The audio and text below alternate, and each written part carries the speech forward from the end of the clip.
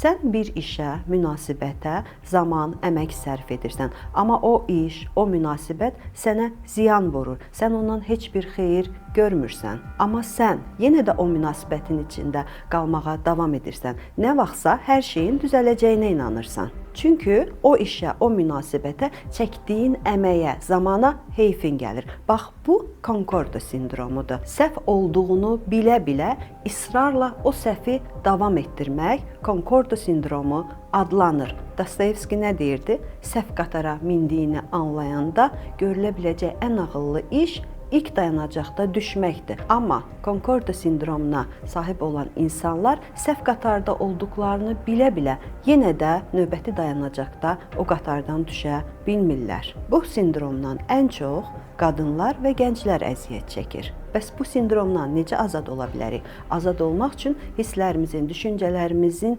fərqinə varıb vaz keçə bilməkdir. Bəs necə vaz keçəcəyik? O növbəti videolarda.